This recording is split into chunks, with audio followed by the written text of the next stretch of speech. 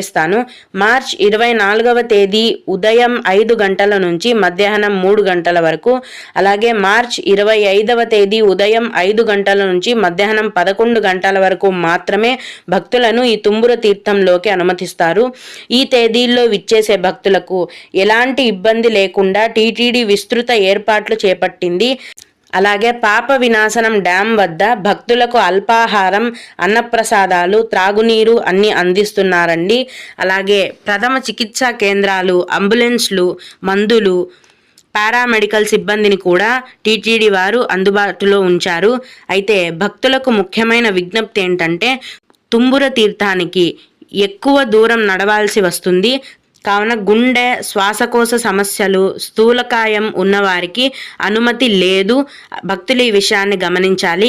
అలాగే ఏ భక్తులు కూడా వంట సామాగ్రి, కర్పూరం, అగ్గిపెట్టెలు తీసుకురా